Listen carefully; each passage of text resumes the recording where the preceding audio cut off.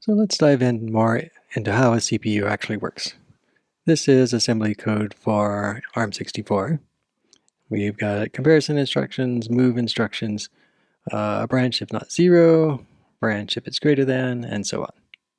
The way this machine codes get executed by the CPU is conceptually that there is an instruction pointer that will represent by a minion here that says what instruction is being executed, and it's the minion's job to execute that instruction. So here the minion executes a move instruction, then it reaches a branch instruction, and depending on how that test goes, it might move on to the next instruction, and so on.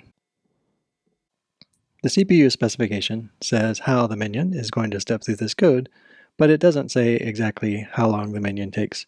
It gives guidelines, so addition instructions take a certain amount of time, moving between registers takes a certain amount of time, measured in CPU cycles. But then we have instructions like this load from memory instruction, where the amount of time it takes is going to depend on how far away the memory is, whether we have to go out to main memory or whether it's in some intermediate cache. So even though when we were looking at C programs, we were thinking about how many instructions would run when we run that C code, some of the instructions might take varying amounts of time themselves. To demonstrate this effect, we're going to look at a simple example program. This sum path function is going to be a made-up function that is not necessarily useful in itself, but it is a little model of more interesting programs that jump around in memory. The way it works is it takes an array and it takes a bounds on that array, so we will make sure that we stay in bounds, some initial position, and how many steps to take. And this loop is going to run for that many steps. So the time that sum path takes is based on this last argument. On each step, it makes sure that our position is in range, and if so, it looks in the array at that position to get a new position. It adds that position to some sum, and then goes again. So it's hopping around the array based on the given positions in that array. If we ever find a bad position, we just return -1, but that's not going to happen in the examples that I will run. Finally, we return the sum. So if we have a small array like this with 10 items and we start at the beginning, then we'll jump to 9, then we'll jump to 8, then we'll jump to 7, 6, 5, and this will jump all the way down until it runs back around.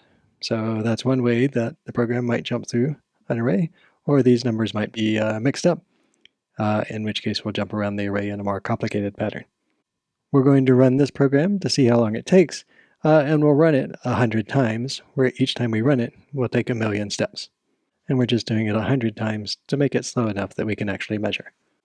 So over here I have the code. My main driver function is going to, instead of having an array of size 100, then I'm going to have an array of 4,000 or 400,000 depending. Let's start with the small configuration where it's an array of 4,000 items. That array is initialized by this loop here that ends up making numbers that jump around in the array. And then this is that loop that I said we would use for timing it.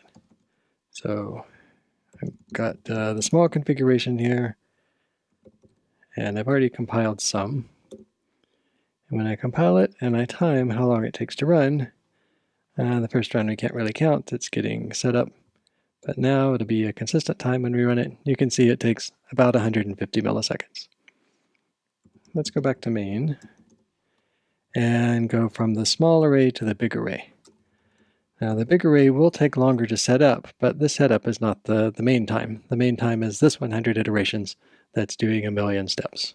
So we're doing the same number of steps on the big array as we did on the small array, and yet we will see that we have different timing results.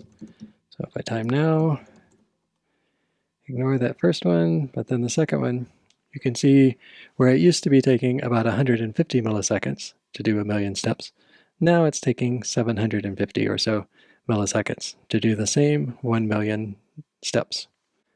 So we see a difference based on the size of the array, even though same number of instructions are being executed, because we're taking the same number of steps in some path, and yet some of those instructions are taking much longer with the big array than with the small array.